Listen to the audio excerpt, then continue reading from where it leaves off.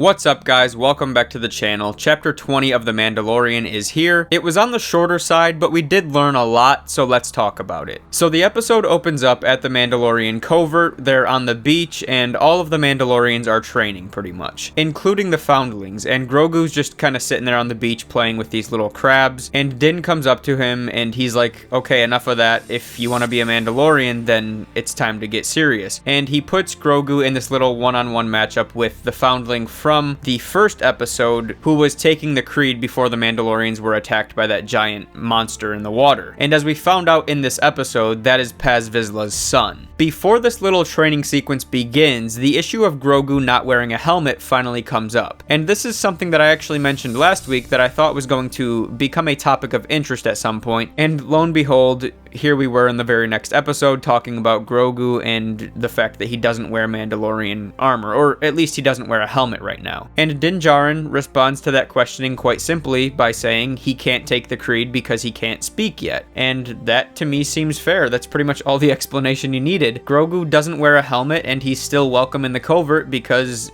he's too young to take the creed. So Paz Vizla'S son and Grogu match up in a little dart battle, and at first the kid's beating Grogu because Grogu doesn't really know what to do, and then Din's like, hey kid, I've seen what you can do, show them, don't be afraid. And then Grogu jumps over him, he jumps back, and then he hits the kid in the chest 3 times with the darts, and he wins the game, or the training sequence. And then right after that, Paz Vizla'S son is kidnapped by this giant flying creature, and it flies away. They try to chase after it with their jetpacks, but they run out of fuel, and it looks like a lost cause. But then Bo-Katan flies overhead in her ship, and she tracks the creature to its nest. Then she returns and says she knows where it's at, so she gathers a crew, she leads the mission, and they go off in search of the kid. And it's important to note that in this episode, Bo-Katan walks the way, and she appears somewhat committed for now. Again, as I said after last week's episode, that could very well change. I don't anticipate that Bo-Katan is going to keep her helmet on forever, and I do think that there's going to be a shakeup at some point, whether it's in this season or not until the next one. But for now, Bo-Katan is part of this covert, and she doesn't appear interested in leaving or doing anything to upset them and get herself removed from the group. In fact, in saving Paz Vizla'S kid at the end of this episode, she is recognized by the Mandalorian armorer for achieving the highest honor of the creed, which is saving a foundling. And after that little encounter where Bo-Katan is recognized, she actually says, "This is the way." So it seems like although she doesn't agree with their ideals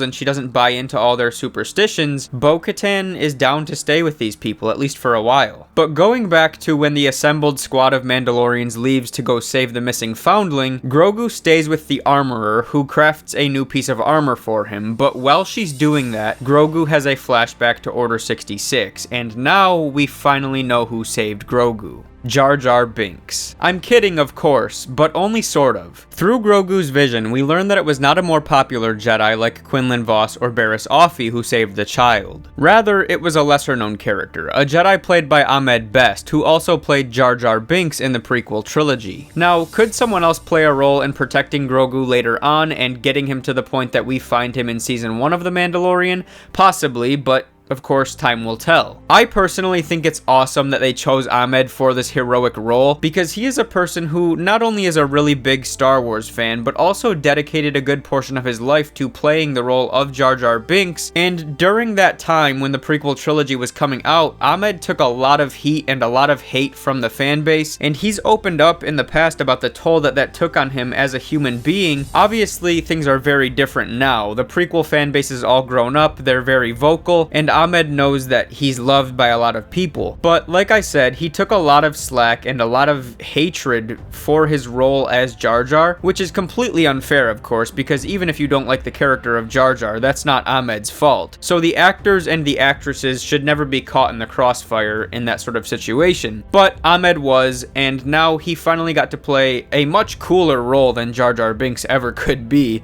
You know, playing a Jedi is like the coolest thing ever, and Ahmed got to do that. And not only that, he got to be a real hero and save this very important character in the Star Wars universe, so I think that was really awesome. I was a little bit surprised and maybe a little bit underwhelmed as well about the context in which they chose to make this reveal. Like, there was nobody speaking to Grogu about his past or connecting with him and, you know, showing it to us that way as we've seen before. Like when Luke looked inside Grogu's mind. Obviously, there's no Jedi around right now, but I was just kind of surprised that it was at that moment in that context that we learned about Grogu's past. We finally got to see the truth, but I mean, again, totally fine. I'm happy to know what happened. So now we get to move on with Grogu's story. You know, maybe we'll get more backstory about what happened to him in the past. Maybe we won't, but now that question has been answered. So, as I touched on earlier, the Mandalorians end up saving Paz Vizla'S Kid. It's Din Djarin who ends up catching him out of the air when the giant creature drops him. Then that creature falls into the water and gets eaten, and so we move on from there. They take that creature's chicks, the babies, from the nest because they didn't have a mother to raise them anymore, so they would have died,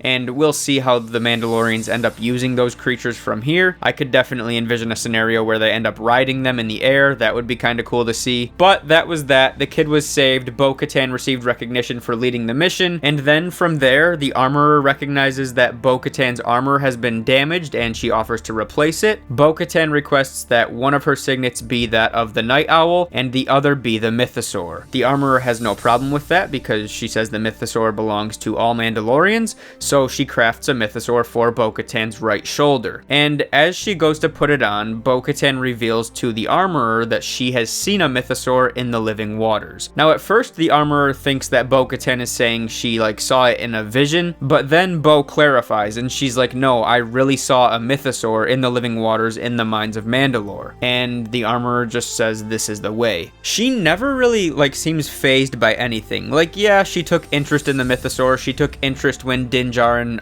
returned with the dark saber in the book of Boba Fett, but she never really asks too many questions. She doesn't really get too caught up in this kind of stuff, which is kind of surprising in this context to me. But nonetheless, Bo-Katan has revealed that she saw the Mythosaur, and again, I was surprised that she did it in this fashion because it seemed like it was something that she was probably going to keep a secret, and I would think that if she was going to tell somebody, it would probably be Din Djarin, although Din wouldn't really have much information or perspective to offer, and the armorer would, so I guess it makes sense from that perspective. But we'll see what Bo-Katan does from here. Obviously, I do think that the Mythosaur is going to continue to loom large over this story, and I do think that there's a chance that somebody is going to once again conquer the great Mythosaur. Whether that be Bo-Katan or Grogu or even Din Djarin, I definitely do not think that the first sighting we got of the Mythosaur is going to be the last one. But that is going to wrap things up for this video, so let me know what you guys thought about Chapter 20 of The Mandalorian down below. Let me know what you think we're going to see in the future. If you enjoyed this video, please remember to drop a like to support the channel. Subscribe to the channel if you are new. Thank you all so much for watching, and I will catch you in the next video.